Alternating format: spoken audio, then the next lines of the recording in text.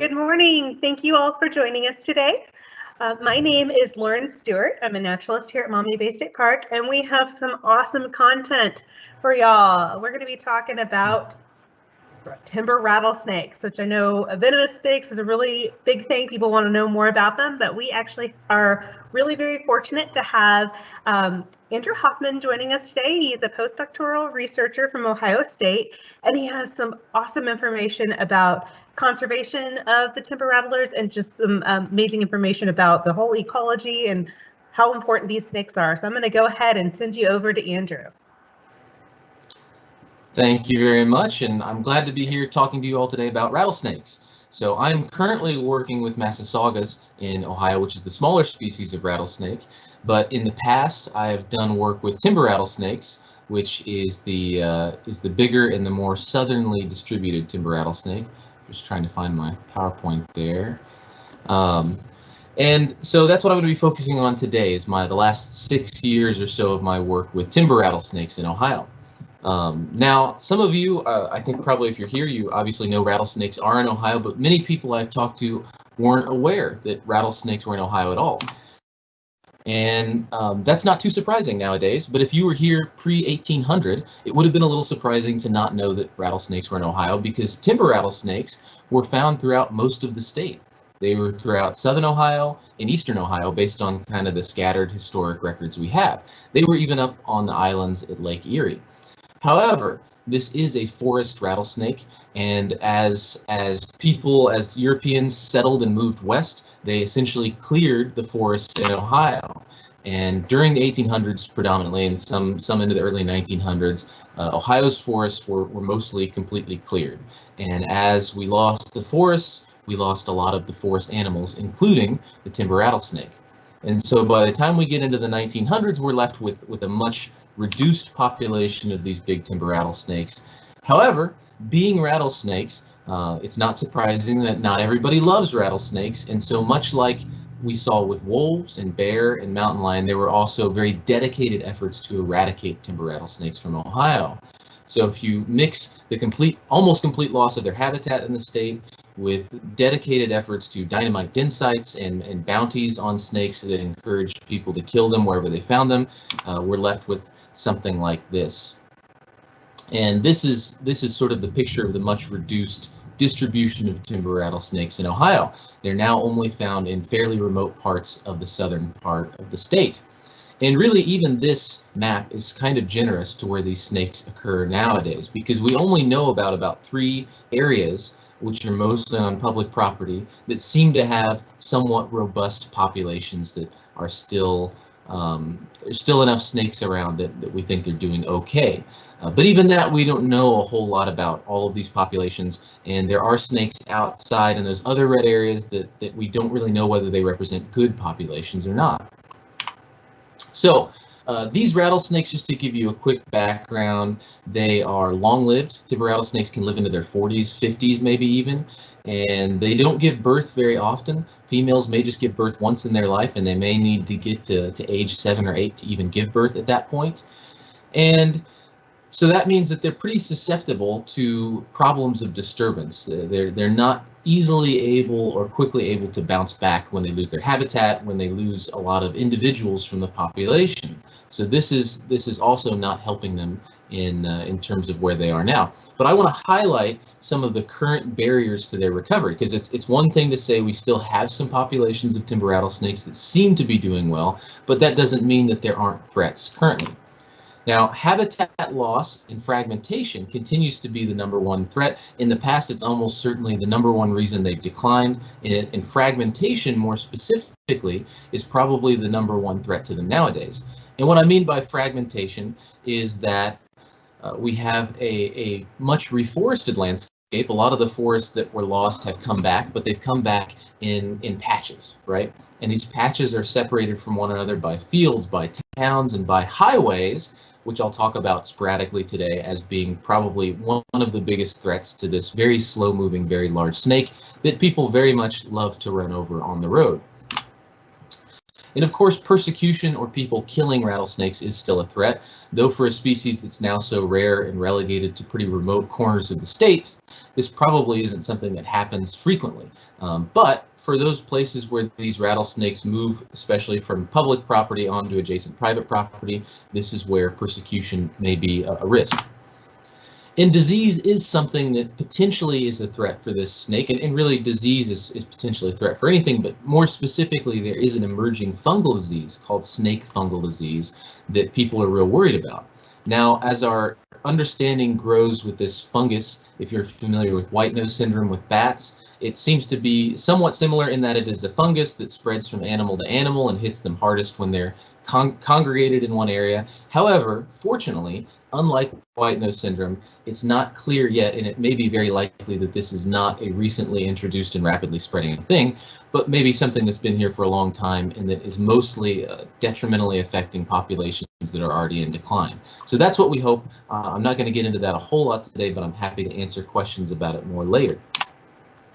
So of course, it's important to know where these remaining populations are, which I talked a little bit about previously. We have a fairly good idea for where these rattlesnakes still are, but we don't understand how the status of each of these populations. But one thing you quickly see when you look at where rattlesnake populations are is that you've got chunks of the landscape that are pretty obviously suitable for rattlesnakes. In fact, if you look at this aerial photo of part of southeastern Ohio, you've got two of the densest, greenest, most connected forested areas have rattlesnakes. These two areas seem to have robust populations, and the more sporadic, fragmented areas in between don't.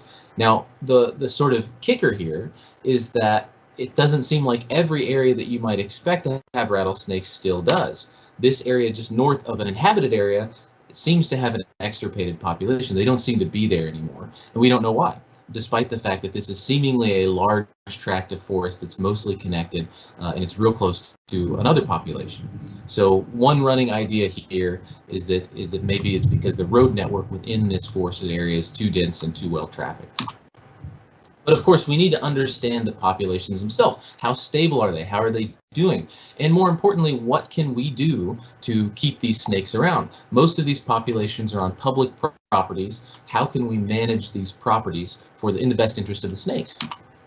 And so in order to figure these things out, if you can look at that picture of the rattlesnake, you can kind of imagine why it's not an easy thing to go out and find a rattlesnake and then ever expect to see it again. In fact, finding it in the first place is difficult. Over 6 years or so, we captured about 100 snakes, and that's one of, if not the biggest sample in a fairly short time of this species that we have in the state. And that was with lots and lots of effort. And so you need to have some ability to track individuals after you capture them the first time if you want to get information on what they do, where they go, and what kind of habitat they prefer. And this is where radio telemetry comes in handy. We surgically implanted these transmitters, you can see the X-ray there, inside of the snakes with the help of the Columbus Zoo, and then re-release them back where we captured them, and we're able to track them around using an antenna and a telemetry receiver. And once we locate them, we can record information on where they are, what the habitat's like, and what they're doing. So we were able to track 43 snakes over the last 6 years with a pretty even split between males and females, and some juveniles, some younger snakes as well.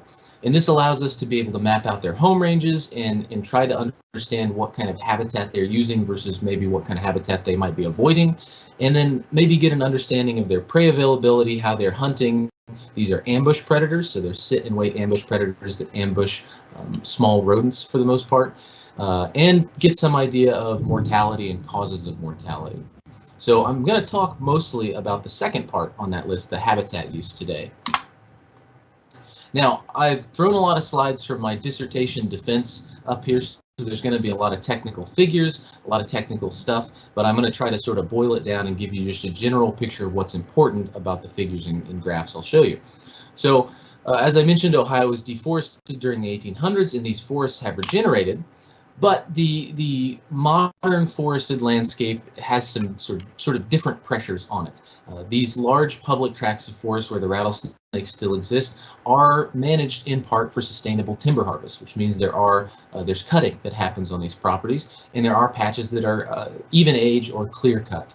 And the difference to understand, though, that's important is that these clear cuts or even age cuts are very, very small in scale compared to the deforestation or exploitation of forests that happened historically. We're talking just a few hectares in size, and it may seem, if you're standing in the middle of it, it seems very large, but these happen asynchronously across the property, and overall it preserves a mostly forested landscape with these patches of disturbed land in between.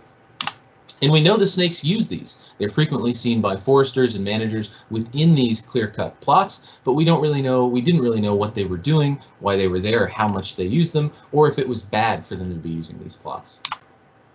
So we want to know how this kind of disturbance, how timber harvesting in general might be affecting timber rattlesnakes. So this is, you can sort of mostly ignore the technical details of the kind of analysis we did here, but the general idea is that we wanted to model a snake's site use. So we have all these points where we actually track snakes. We have a point location or a snake location that we know it used.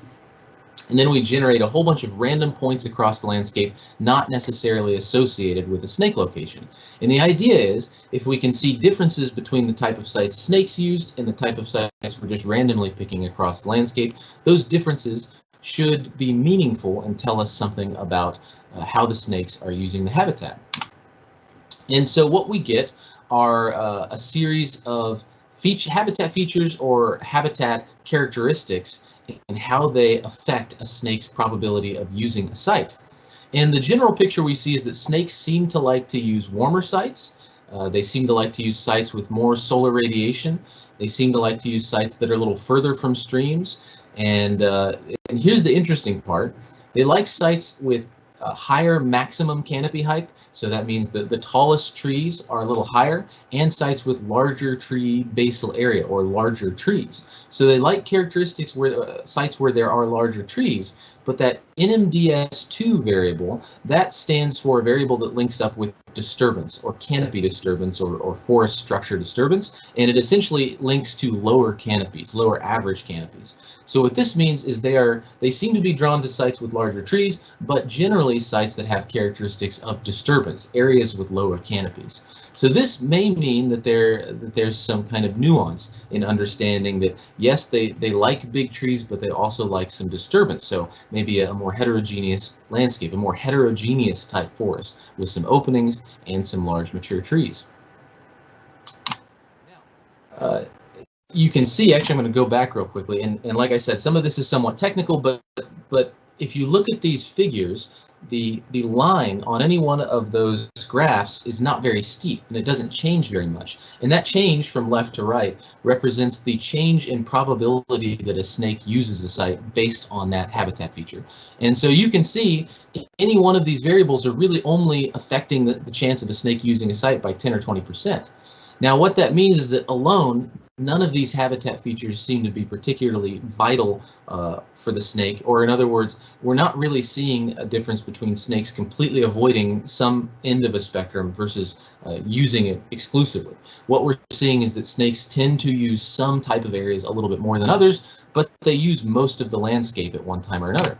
So to understand why they're using different parts of the landscape when they are, we wanted to understand the behavior of these snakes, try to get a picture of what they're doing when they're at a site, which for these snakes is actually not that hard. They tend to stay in the same place when you walk right up to them. They don't tend to move much, so you can then see what they're doing based on the kind of position they're in and the state of their body when you go up there. And so we looked at 4 behavioral models on top of this, and we classified these, and behavior is a little misleading. It's really behavior / the state of the snake. I'm sorry if there's a little background noise. We're getting some thunder here. And the first behavior, which was a true behavior we looked at, is foraging. These are ambush predators, as I mentioned earlier, and they coil in ambush along usually downed logs to hunt their small mammal prey. Secondly, we looked at when snakes were digesting a meal, and this was probably the hardest to pin down of all of them, and I would say it's the one we have the least confidence in our results in terms of them being really representative of what snakes who are digesting a meal do, because we can only capture a subset of the population, mostly snakes with large enough meals to notice that they have a meal in them. And then another one that's pretty easy and pretty consistent to notice is when they're shedding their skin. When they go into ecdysis, or the process of shedding their skin, they get kind of dusky and cloudy looking, and their eyes tend to turn gray or blue. So then we can kind of bound the period of time they were shedding and understand that that's what they were doing when we tracked them during that time period. And for females that are pregnant or gestating their young, because these are live-bearing snakes, but they do have eggs. So they basically incubate the eggs inside their body for months on end and then give birth to the live young after the eggs hatch internally. So they have to internally incubate the eggs and maintain a higher temperature. And because we tend to do checkups on the snakes in the spring, we often get the opportunity to actually check via sonogram whether the females are pregnant or gravid or not. So we have a really good idea of when the females are gravid during a given season. And so here's a whole mess of numbers that I won't ask you to look through the whole thing, but basically what this is telling us is similar to what we looked at before, that you have certain habitat features that are, in this case, impacting the probability that a snake was exhibiting one of these 4 behaviors. And so temperature impacted the probability that a snake was foraging, but not in the way that you might expect, because we've already seen previously that snakes generally like warmer sites. So temperature is important for snakes broadly because they select the warmer end of the landscape. However, for foraging snakes, if you find a snake at a site and it's one of the cooler sites that you find a snake at, it's likely to be a foraging location. This doesn't mean that foraging snakes select cold sites on the landscape, but rather it seems foraging snakes don't use temperature to select. So of all these snake locations, if they're the cooler end of the snake location spectrum, they're likely to be foraging because this is the one time when they're not really concerned about regulating their body temperature. Their primary concern is finding prey, and their prey may go to places that they wouldn't if they are mostly trying to bask and heat up. Now, gestating females, the opposite. So snakes already select warmer spots, and among snake locations, gestating females are at the hottest of the hot. So if you find females at a really, really hot site, our model says that it's pretty certain that they're probably gestating, or there's a really good chance that they're gestating females. Now you can look within all this, each of these numbers represents basically the effect size that each of these variables has on the chance of them exhibiting one of those 4 behaviors. And the important thing to look at is the ones that are colored in red or blue are the big ones. Those are the ones having the most effect. And red means they're having a negative effect. So for instance, with temperature, the higher the temperature is, the lower the chance is the snake is foraging. Blue means it's positive. The higher the temperature is, the higher the chance a female is gestating. And just to pull out a few others, females also, this was a really strong effect. Females tended to gestate far from streams. So the further you are from stream, the more likely it is that it's a gestating location for a female. And that's mostly because these females would go to the very tops of ridges and give birth on ridge tops for the most part. These were some of the hottest areas that they could find. And then tree basal area and tree density, these are common metrics employed by foresters and people trying to understand forest structure. Tree basal area is just the amount of trunk, the amount of tree in an area, in a plot. And so often the more of this you have tends to mean larger trees. Tree density, on the other hand, is just how many stems or trunks you have in an area. So sometimes what you get is this inverse relationship where if you have really high tree density and really low tree basal area, you're in an area that's been recently cut, maybe within the last 10 years, and you've got all these tiny trees that are trying to regrow. And so you see that trend with gestating females very, very strongly. Lower tree basal area and higher tree density tends to mean among snake locations that it's probably a gestating female. And what that links up to is stand age. So females tended to, and it doesn't show up here, but when you have younger stands, younger areas, more recently cut and regenerating, those are often the kind of sites that these females would give birth in. Now you can also see tree basal area at least was important for snakes digesting a meal. So this may also hint that snakes that are needing to digest a meal are also seeking out more open, more disturbed sites to heat up. So just to highlight there before I transition to the next one, what we're seeing here is some of these thermoregulation or basking related conditions and behaviors are driving snakes to more disturbed stands that have been cut more recently, whereas foraging snakes are doing something different. And then we looked at the overlap between our sort of predicted best parts of the landscape for doing any one of these things for a snake. So we mapped out on the landscape where's the 20% of the landscape that seems most suitable for a snake that's trying to give birth, a gestating female. What's the 20% of the landscape that's most suitable for a foraging snake, a snake that's going to try to get a meal. And then we wanted to look at how much do these optimal areas for each of these behaviors overlap each other. And don't try to look at the shape of these shapes to get an idea for how much the overlap is, because they're not scaled correctly for the shape, but look at the numbers. And more specifically, I'm going to have you just look at two numbers. One here, this represents probably, I think, the biggest overlap between any two behaviors was ecdysis, or when snakes are shedding their skin, and gestating females. And this made sense because we would often find hollow logs that had both females that were gestating or going to give birth alongside snakes that were shedding their skin. So the things that both of those conditions need seem to be very similar, whereas foraging was way out on its own. Foraging snakes did very different things than any other time. So obviously these snakes are ectothermic, or need to regulate their temperature externally by basking mostly. And so that dictates a lot of what they do. So if this is the one time when that's not their primary concern, it makes sense that they're going to go to different places because they're tracking a whole different species. Essentially, they are tracking small mammal prey. And just without getting into too much detail, when we look at small mammal prey distribution and we look at where the snakes are foraging, there's an incredible amount of overlap. So it's hard to pin down what the small mammals themselves, where they are most abundant, because like some of this snake habitat use stuff, there seems to be a lot of nuance. But what we can say is the snakes are very good at tracking where the small mammals are very abundant. They're very good at picking up on those nuances, and that's driving them to different habitats than they would maybe otherwise use. So the last bit of habitat use I'm going to talk about, because a lot of previously what I've been going through are these models where we used a lot of data that had either been pulled from aerial imagery, LiDAR, or digital elevation maps, these kind of remote sensing technologies, alongside previous ground sampled metrics of forest structure that were then extrapolated across the landscape. Now we're going to talk about where we actually went and measured characteristics at a snake location and compared it to measured characteristics on the ground at another site.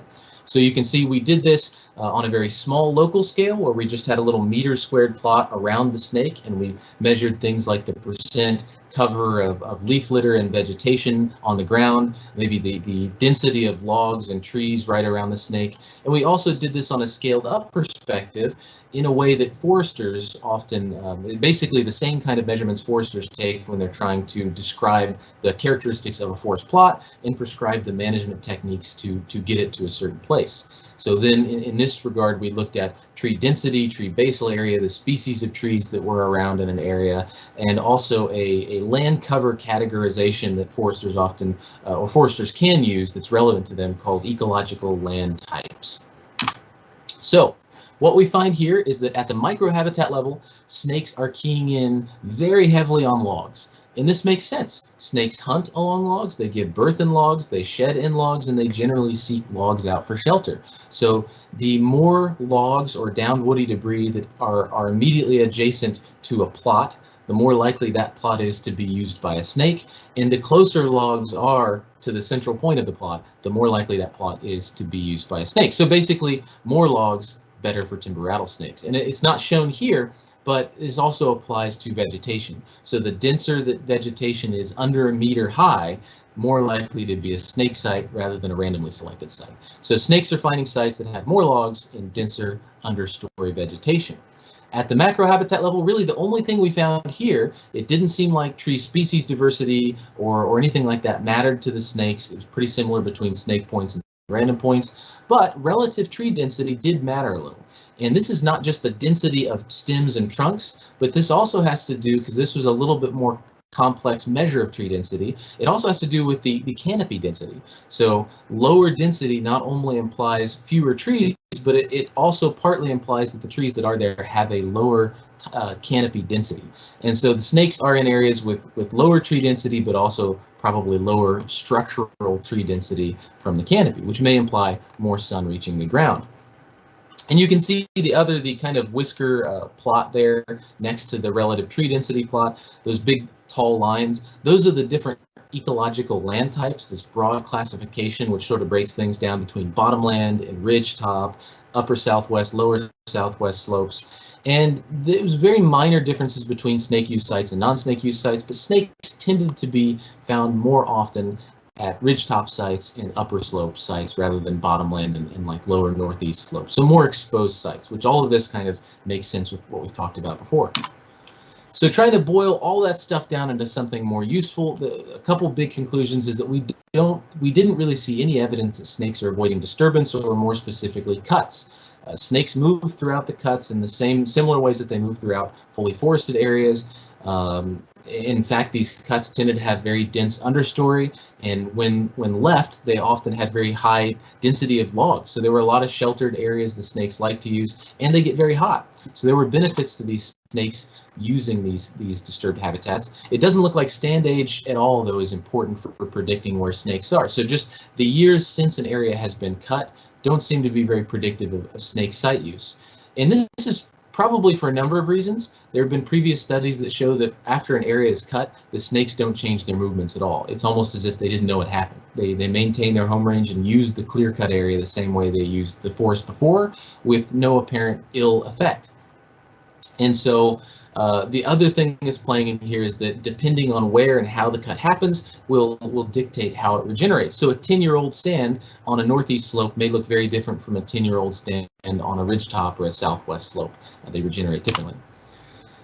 The other thing is that snakes seem to be selecting for lower canopies or more disturbance. However, once again, you have to couch that within they also are selecting for sites with larger trees. And generally lower relative tree density, especially as it has to do with lower canopy density as well, or lower structural density of the trees more appropriately. So it seems like the heterogeneous or diverse sort of structural habitat is important for these snakes. They are a forest animal. They are drawn to areas with mature trees, forested areas, but they do need disturbance. They need to be able to warm up, especially at particular times. So this behavior and the behavioral state of the snake is going to dictate what it needs. And generally, there's no smoking gun here. There's no individual habitat variable or individual habitat type that is really excluding snakes or that they're exclusively using. And it's important to consider that we did this within a pretty much entirely forested landscape at a site that seems to be pretty good habitat for these snakes. So we don't have areas of habitat that are just not usable within our study site. So we don't have an area that snakes will just not use, that is just not good for them. And in terms of management guidelines, it seems like ongoing management is relatively sound for the snakes. We don't see any issues with it, and that this management for habitat heterogeneity or a diverse mix of forests in different stages of regeneration, but a predominantly sort of mature forested landscape is going to be best for these snakes, and especially leaving the down woody debris lie after harvesting. So not cleaning up the harvest area too much. Lots of logs, lots of down logs is going to be great, especially as those stands regenerate and don't have lots of other cover. All those logs are going to be important for the snakes. So our big research questions, it does look like the snakes will use these disturbed areas readily, especially for certain times like gestating or gravid females. And it does look like we can use some of the same forestry measures, some of the same measures that the foresters themselves are using when they're managing these habitats to understand what the snakes are doing. But there are, of course, these micro-habitat characteristics that are a little more specific to the snakes themselves that we have to take into consideration. So now fire. Prescribed fire is a tool that foresters also use alongside timber harvesting to alter and manage the structure and diversity of the forest. Prescribed fire is a very important tool for combating mesophication. And if you've never heard that term before, it's a great one. It's not a great one. It's not a positive one, but it's an interesting term. It's an interesting phenomena.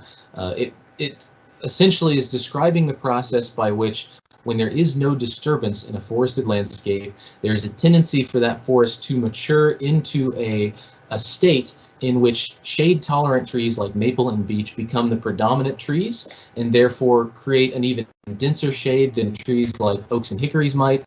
And in doing that, they preclude the growth of things like oaks and hickory, which are shade intolerant, And they then continue to make the forest moister and more shaded and make it less and less likely that the shade intolerant trees will come up. So essentially, it's the loss of oaks in North America as we sort of prevent fires and prevent a lot of sources of disturbance. So prescribed fire is often just an attempt to reintroduce a natural disturbance agent onto the landscape to maintain more diversity, to be able to maintain the oak-dominated forests that were historically present when you had more natural cycles of disturbance in wildfire and prescribed and fires.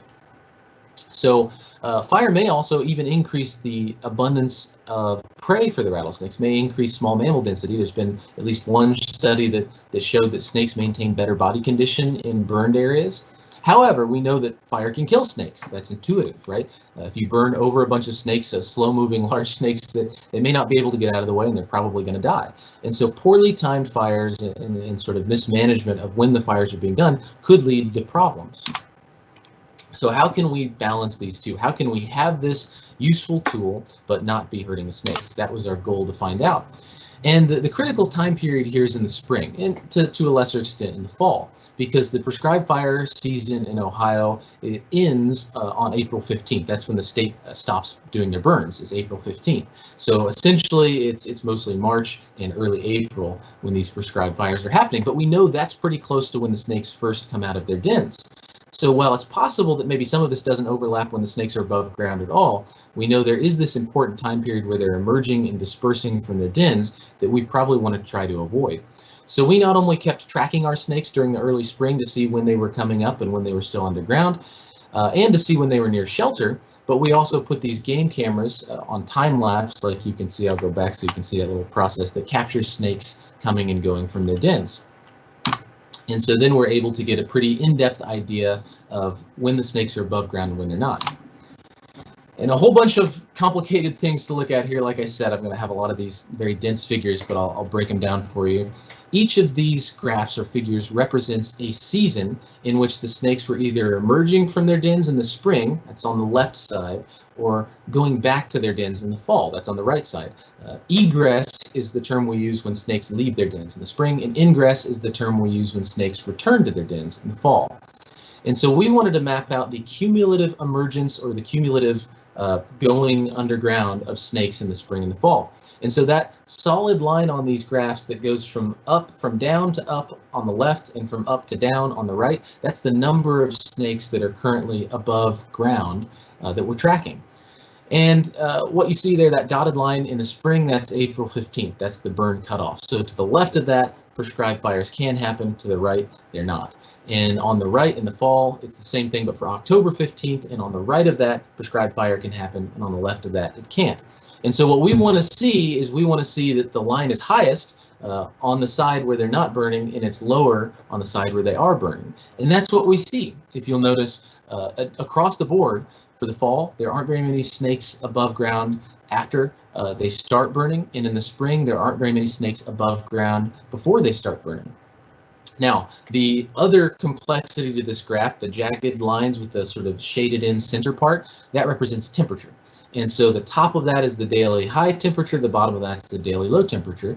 If that bottom part hits up against the x-axis or the bottom of the graph, that's a freezing night.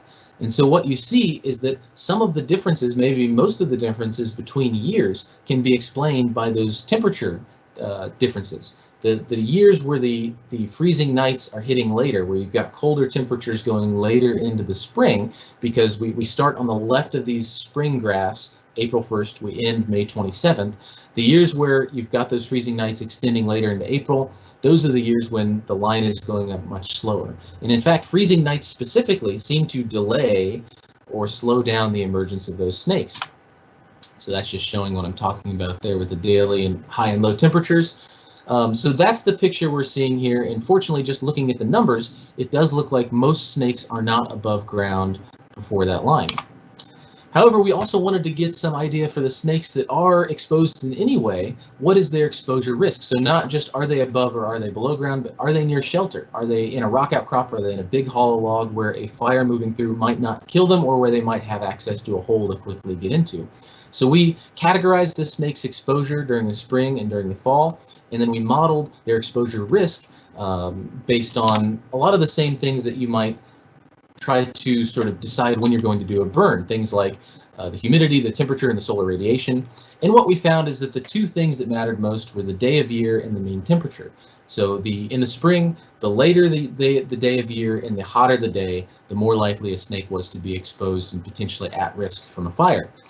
So this means that earlier is better, but also cooler is better. So if you have cooler days, even extending probably a little past April 15th, your risk of hitting a snake is still very low.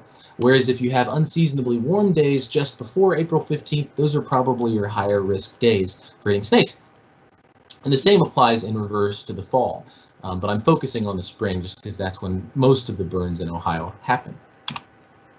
And so, I don't know, hopefully the bottom of my bar isn't blocking the titles of these graphs, but if it is, A is day of year and B is temperature. So you can see for the fall and spring, temperature had pretty much the same effect. Warmer days, snakes more likely to be exposed to fire, and it's the opposite effect for day of year. Later is worse in the spring and earlier is worse in the fall. All that makes sense. We can also use a variable called growing degree day, which instead of strictly going by date, goes by essentially accumulated degree days, accumulated heat over time. So earlier heat is going to give you higher growing degree day values earlier than normal, if that makes sense. So the other thing I want to also talk about is these early snakes, the snakes that are out in early April, tend to be sick. They're often in poor health, and they do tend to hang out near shelter. That's another factor that mitigates their risk. So it does seem like the springs conducted prior to the state's current set date are pretty low risk. They're very, very unlikely to hit snakes. They're very unlikely to affect snakes. Most snakes are still underground by April 15th. They don't start emerging until after. And if we look at the last 12 prescribed fires that happened on properties with rattlesnakes in the state, we had lower than a 38% predicted exposure risk for an individual snake in any one of those burns. So what this means is not that there's a 38% mortality. That's not the factor. It's actually much less than that, because this is just the risk that a snake is up and potentially able, an individual snake is up and potentially able to be hit by a burn. But you have to then understand that the burns are conducted in a small area, so are only going to affect a small percentage of the population at any one time, and this is an individual risk. So if less than 30% of the snakes are even at risk of being above ground, that probably means most of them are still underground. Maybe all of them in that area are underground. So you're very unlikely to hit or affect many snakes at all with this kind of timing. And it looks like temperature fluctuations are going to be important, probably the most important factor in determining when you do these burns. So this is going to be important, especially to consider moving forward, because as the climate warms, the date April 15th is going to mean something different 20 years from now than it does from now. So just going by April 15th forever is probably not the best move, even though right now that does seem to align pretty much okay with the snake's emergence date. So that's where sort of changing this a little bit as temperatures warm and get earlier could be important. And as I said, freezing nights seem to slow down emergence, and we really don't see snakes emerging much until after the last freezing night in spring. Not that that's an easy thing to predict until you're past it. And cold temperatures do seem to slow emergence. So we don't have any suggested changes to the burn windows in Ohio, but just taking into consideration that these warmer days very near the end or start of the burn window are going to be the highest risk days for the snakes. And so if you mitigate or consider anything different, those would be the days to consider it on.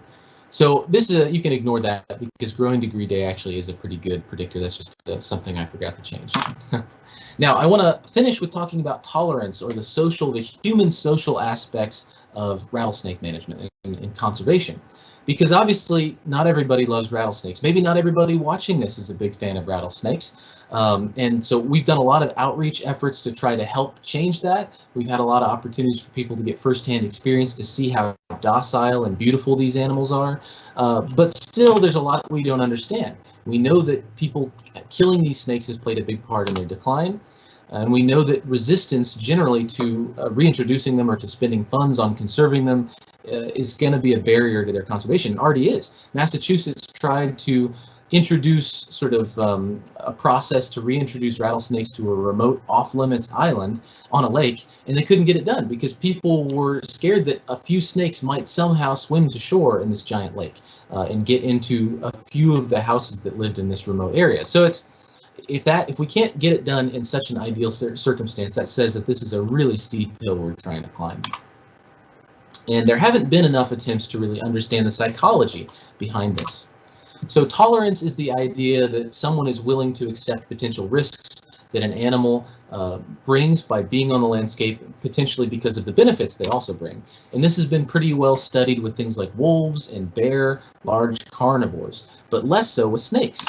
There are also higher order kind of value orientations and identity issues that may play into someone's feelings about these potentially dangerous animals or about environmental issues generally.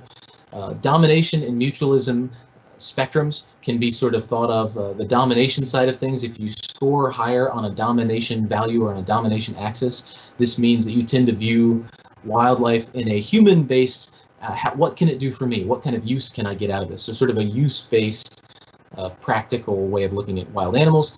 Mutualism are people that tend to feel other animals, wild animals have a right to live all on their own, and it doesn't matter whether I see it or it affects me at all.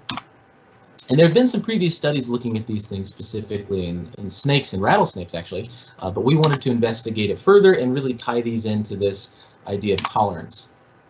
So we wanted to know if we could use these psychological models to understand tolerance for snakes. And we distributed a random questionnaire to 400-some Ohio residents to get an idea of how they felt about snakes. And we used something called structural equation modeling to try to understand and piece together the connections in how people tolerate rattlesnakes.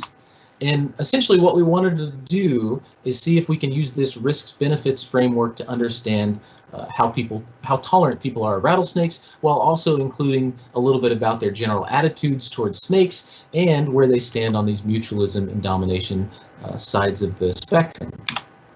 But instead of just looking at tolerance broadly, we wanted to boil down what is tolerance. So we looked at someone's desired rattlesnake population. How many snakes are they willing to be okay with on the landscape? Do they want the population to increase or decrease? How likely are they to support conservation measures, just funding or maybe even reintroduction efforts? And how likely are they to kill a rattlesnake should they ever encounter one? And let me explicitly state this right now, since I've mentioned reintroduction and that can be a hot button topic. There has never been in Ohio any reintroduction or translocation efforts for rattlesnakes ever. In fact, I don't know of any other than a couple experimental ones in other states where they moved like 3 snakes for research. But generally, this is a widespread myth that DNR in any state is dropping rattlesnakes from helicopters. It's not true. It's ridiculous. There's no truth to it. I just want to nip that in the bud right now because as I'm talking about, an actual reintroduction or translocation would be so much effort, so much money, so much time to get this off the ground. It's a huge effort you'd hear about, and it's never happened. And it's something that, if it ever happens, is probably in the far off distant future. But we wanted to know what kind of support someone would have for a hypothetical reintroduction effort, as well as a hypothetical, would I kill a snake if I encounter it scenario. And if you look at this figure, the dotted lines represent relationships that aren't strong. The solid lines represent relationships that are strong. So a person's perceived risks and benefits associated with rattlesnakes does seem to play an important role in how many snakes they're willing to tolerate or how many snakes they say they're okay with existing in the state. However, it doesn't play into how likely they are to support conservation efforts or whether they're going to kill a snake if they encounter it or not. And we think some of this may have to do with snakes being a little different than some of the large predators, which people don't have the same innate fear of wolves and bears they do of snakes. In fact, snakes and spiders rank usually top 2, at least top 5 of the general fears and phobias people have. So the fear of snakes is a different thing than kind of a practical, I think this large animal might have the capacity to kill me, so I'm going to be a little wary of it. Fear of snakes goes well beyond practical concerns, and therefore it makes sense that the practical analysis of risks and benefits may not be the only thing driving someone's reluctance to support conservation for these animals, especially if that's reintroducing them maybe near them versus or their likelihood to kill one if they encounter it, especially if it's on their property. Many people said that they wouldn't kill a rattlesnake in XYZ situations, but they would kill it if it was on their property or near their family. So this sort of feeling like they needed to defend themselves.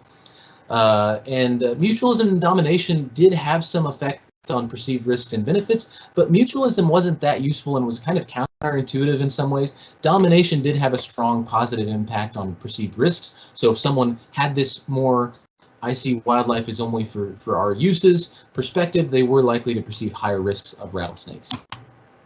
And so what we can draw from this is there is some use in using this benefits risks perspective on understanding where people are coming from, what their thoughts on rattlesnakes, but there's more to it than that. And if we're just appealing to the benefits, to sort of showing people how beneficial these animals are, or telling people their risk is actually not that high, that may not get at everything we need to do. So the next stage of this research for us is going to be trying to understand the fear component, understand the missing components here, and figure out what's the best way to message, what's the best way to encourage people that these snakes are worth having around. And general attitudes towards rattlesnakes and snakes was an important thing. So how someone feels about snakes is definitely driving a lot of this. And the wildlife value orientation seem to be important, but there also here seems to be maybe more to it than what we're seeing. So of course we can use these psychological models, they just need to be tweaked a little. So a general summary of everything we found, the things I've talked about today, it seems like ongoing management is not a major threat to these snakes, certainly not anything we need to be worried about in terms of the current state of management. Now I want to make specific that our guidelines here are with the way the forest we studied snakes at was managed over the last however many years. So if prescribed fire increases in frequency, or the season changes, or if the frequency and size of cutting increases, that's a different scenario. So we can only comment on the ongoing management, which seems to be perfectly compatible with the long-term existence of these snakes. It looks like site-specific behavior is going to be important for understanding where these snakes go and what they do. They move all over the landscape. They use the entire landscape, and so understanding why they're at a place is probably more important than just whether they were there or not. And into that, a diverse array of habitats seems to be important for meeting all their needs. And we can understand tolerance for these snakes, but we need to dig in a little bit deeper to what the fear of rattlesnakes looks like and how we can address that. And probably doing this, getting into the social component, is going to be a big part in turning people around and getting people to care about conserving these snakes, because these snakes are beautiful, they're fascinating. There's a long history that ties the timber rattlesnake to America as a nation. They were found throughout the original 13 colonies, and Benjamin Franklin has a whole thing where he wrote a piece on why the timber rattlesnake would be a great symbol for our nation. So there's interesting historical perspectives on this species. There's important ecological things that this species does. It's a predator on potential pest species. They may have the potential to reduce Lyme disease. They're a storehouse for potentially important medical components from their venom. So there's a lot of reasons to keep this snake around, other than the fact that those of us who like them appreciate their beauty and think they're fascinating. But recovering them and keeping them around may depend on us coming up with effective outreach, messaging, and effectively combating the fear of snakes, which may not always be grounded in actual concerns about or scaled correctly to the actual risk, which is very, very low, that these snakes pose to people. So with that, this has been a hugely collaborative effort, multi-year effort, and I've got a lot of people to thank. I'm not going to rattle off all the names, but I'm sure some of you may be here on the call. But thank you to everybody who helped with this project. It's a huge effort, and we've learned a lot about these snakes over the last few years. So with that, if we've got some time, I'd be happy to take questions. Perfect. It does look like we have a few questions. All right. We do have a question from Jason, who Okay. asked, a few years ago, a timber rattlesnake was hit on the road near Tappan Lake. ODNR was not aware of a population in this area. Was this a new population identified, or did it get there by other means? That is a great question. I heard about that. I had my own personal thoughts on that when it happened. And I haven't talked to the folks who were closer to the observation since then recently. But yes, you're correct. There was no known, there was and is no known rattlesnake population in that area. It's within their historical distribution. It's not a particularly, compared to the other sites where rattlesnakes have survived in Ohio, it's not a particularly large or remote area. There's a lot of houses, there's a lot of roads. It's not an area I would personally expect a population to persist, and if one did, it's one I would expect to see more observations in. I heard a rumor someone got another younger snake near that after that. I don't know if that's true. If that's true, that certainly makes it more interesting, but if that remains the only snake that's been found, the one that was killed on the road, that individual to me also looked like it had more, it shared more in common with the southern or southeastern canebrake rattlesnakes. The pattern on that snake did not look like a typical Ohio timber rattlesnake. So my personal thought on it was likely a released pet. Someone had a pet rattlesnake that got loose, and even if there was a second observation, it could have been someone who had multiple pet rattlesnakes, and a number of them got released. So it's difficult to say at this point what the status of that is, but my personal observation still is, until we get more evidence that there's snakes there, I'm inclined to believe that that was a released captive snake. Perfect. And we do have another question from Christy. She asks, what can I as a citizen help with the timber rattlesnake population while not allowing them in my residence? I don't want to kill them, but I don't also want them near my home or campsite when camping. Also, if I'm walking in a forest, it's the best reaction I should have if I happen upon one of them. I know I'm not going to kill it, but should I report it? That's great. I'm so glad to hear you say you don't want to kill them, but of course you want to know how to live around them. And that's important. We need to know how to live around the snake. They have a deadly venom. They're very uninclined to ever use it. And the beautiful thing about this is I always give a demonstration of how to escape from a timber rattlesnake. So many people think they chase you. The way to escape from a timber rattlesnake if you encounter one in the wild is stop for a moment, take one step back. You're perfectly safe. These are slow, very sluggish snakes. They don't move much. And they're not at all inclined to come after you. When you see them, they tend to either be stretched out on a trail or a road or coiled. But in either circumstance, if you take 1 or 2 steps back, the snake will go about its business, or just sit there and then you kind of go around it. So fortunately, this is such a slow, sluggish, you could even say lazy snake, that it's not a snake that zips around or comes after you. You just sort of walk around them. I mean, the danger this snake poses is the same danger that like a little button that if you push it hurts you poses. Unless if you go over and don't push the button, you're very unlikely to get hurt by it. So this snake is not an animal that comes after you. In the very, very rare occasion where someone is accidentally bitten, it's usually because they stepped on it, or often it's in the southeast where the venomous snakes are more prevalent and they're gardening, and they have them in the garden and they reach into a place you can't see. So if you're in venomous snake country, wear good boots. If you're in an area that is known to have a robust population of these rattlesnakes and you're particularly concerned, you can wear snake gaiters. You can buy gaiters or leg gaiters or guards to wear against these snakes, and they're very effective. They're not terribly expensive. They're not terribly comfortable, but if you're concerned about it, it doesn't hurt to have those. If you are living in an area adjacent to a rattlesnake population, which really is not that many people in the state, but if you are one of these people, it's important to consider keeping your living space relatively clean. As I mentioned, the snakes like down woody debris, they like cover, they like dense vegetation. So keeping a mowed sort of barrier around your house, keeping a very non-dense garden is going to be helpful. Don't leave out boards, don't leave out metal sheets, don't leave out anything that snakes can get into that they might be able to heat up into. So just very clean, very sparse surroundings will keep fewer snakes around you. And a big one, people are always concerned about their pets. Keep your dogs on a leash. Keep your dogs on a leash, keep your cats indoors. Those are good things for everything. There's a lot of reasons to do those two things, but if you're worried about venomous snakes, those two things alone will help hugely. And in some parts of the country, they even have rattlesnake aversion training programs for your dogs. I'm not aware of any out east, but in the Southwest, where it's a more common thing, they have those. And they have people that will specifically build rattlesnake exclusion fences. Once again, that's more of a southwestern U.S. thing, but I could easily see that being adapted for the east if you were interested in it. And we do, thank you. And we do have one final question from Martin. Okay. He says, does your research shed any light on den use, types of dens, den fidelity, dispersal to new dens, etc.? Yes, it does. I didn't cover that today. The kind of in a nutshell version of it is that in the Northeast, this is a snake that extends up into New England and up into the Appalachian Mountains. And in those areas where they've been most heavily studied, these rattlesnakes are known for inhabiting big, huge communal rocky dens on the southwest face of mountains often, big talus slides. And here you may have hundreds of snakes using one den that all then kind of migrate around the surrounding landscape. And in the southeast, in the coastal plain where you get into the canebrake rattlesnake, it's so warm that snakes often just find a hole in a stump to sort of den up in for a week or a few days to get out of cold weather.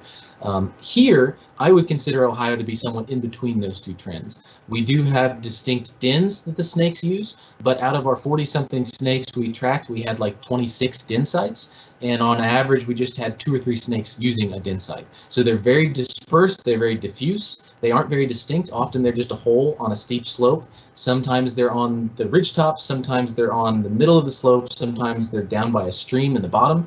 Sometimes there's a rock face, sometimes there's just like a chipmunk hole. So they don't seem to require the big distinctive dens. They don't den hugely communally, and we saw, I think, 4 instances where a snake successfully switched to a different den and was fine. So they seem to be able to readily find new dens, readily switch, and they're all over the place. There's lots of dens. In fact, to the point where it's annoying because we can't even get a good population estimate from a den site type sampling because we have no idea how many dens are on the landscape. Probably a lot, and they probably are somewhat ephemeral, meaning they may collapse in on themselves and you can find a new one when a hole opens up. So it's very interesting. It's not maybe what you would expect.